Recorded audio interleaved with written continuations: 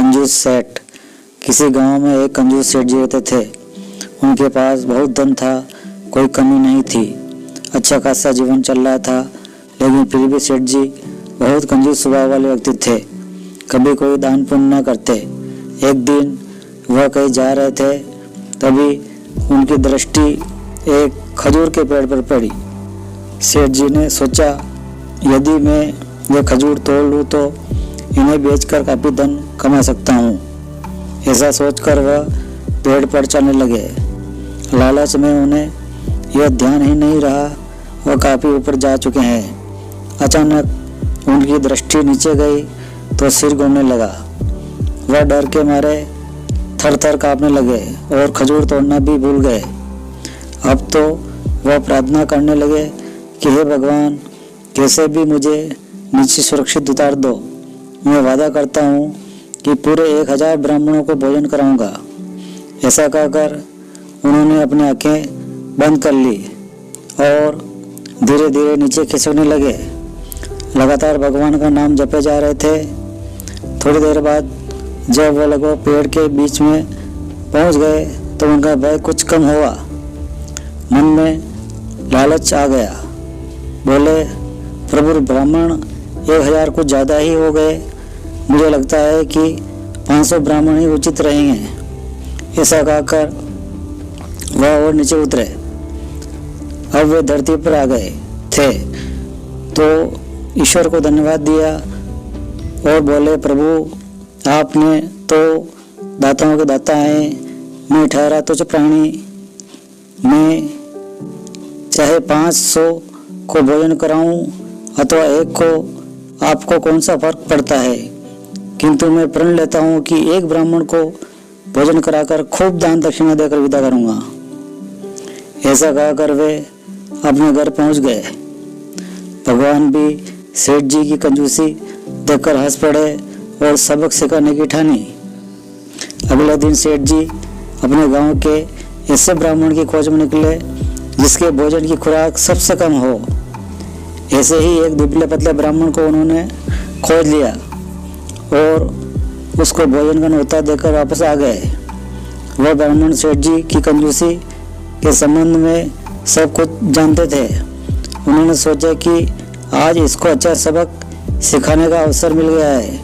उधर सेठ जी अपनी पत्नी को सब कुछ समझाकर दुकान पर चले गए। कुछ देर बाद ब्राह्मण आ गए।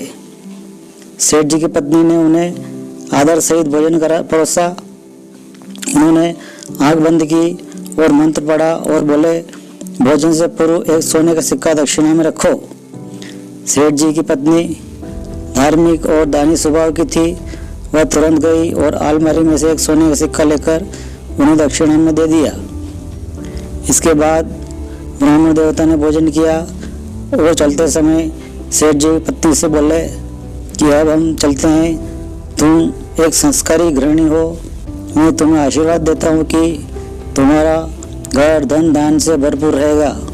तुम्हारी तथा तुम्हारे पति की दीर्घायु हेतु मैं काशी जाकर अनुष्ठान करूँगा। अब मैं चलता हूँ। अनुष्ठान की बात सुनकर सेठ की पत्नी ने स्वेच्छा से अपनी ओर से उन्हें 5 सोने के सिक्के और भेंट कर दिए। ब्राह्मण प्रसन्न होकर चले गए, लेकिन उन्हें इस बात का ज्ञान था कि जब सेठ को सोने के सिक्कों के बारे में पता चलेगा तो वह सीधे उनके घर पहुंचेगा। इसलिए उस ब्राह्मण ने अपनी पत्नी को योजना के बारे में बताया। शाम को जब सेठ जी घर पहुंचे और ये पता चला कि ब्राह्मण को उनकी पत्नी ने पूरे 6 सोने के सिक्के दिए हैं, तो क्रोध में भरकर वो ब्राह्मण के घर पहुंचे और बाहर से ही शोर मचाते हुए अपने सोने के सिक्के वापस मांगने लगे।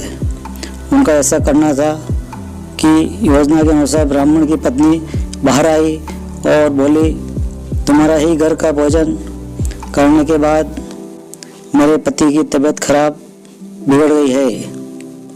वह अपनी आखिरी सांसें गिन रहे हैं और ऐसा करके वह जोर जोर से शोर मचाते हुए रोने लगी। यह देखकर तो सेठ जी घबरा गए। ब्राह्मण की पत्नी ने रोते हुए कहा कि यदि मेरे पति को कुछ हुआ तो तुम्ही को भुगतना पड़ेगा।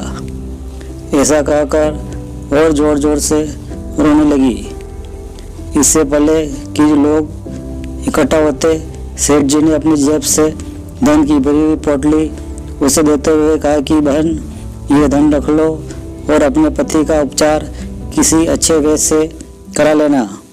और ऐसा कहकर अपनी जान छुड़ाकर वहां से भागे। ब्राह्मण तथा उनकी पत्नी की योजना सफल हो चुकी थी। सेठ जी का दाव उल्टा पड़ गया। अगले दिन वो ब्राह्मण तथा उसकी पत्नी सेठ जी के घर पहुंचे तथा सोने के सिक्के वापस करते हुए उन्हें सारी बातें बता दी। सेठ जी को अपनी गलती की सजा मिल चुकी थी। उन्हें अपने मन में बड़ी ग्लानि हुई। वे ब्राह्मण से बोले, महाराज, मुझसे भगवान से झूठ का अपराध हुआ है। आप ही बताएं कि मैं इसका क्या पश्चाताप कैसे करूं। ब्राह्मण ने कहा, सेठ जी, यदि आप पश्चाताप करना चाहते हैं तो अपने धन का कुछ हिस्सा अनाथ आश्रम, वृद्धाश्रम तथा गरीब वंचितों आदि में दान कर दें, जिससे उन दीन दुखियों की सहायता भी हो जाएगी और आपका दान भी सार्थक हो जाएगा। सेठ जी ने ऐसा ही किया तथा साथ ही उन्होंने भविष्य में कभी भी किसी से झूठा वादा न करने की कसम खाई।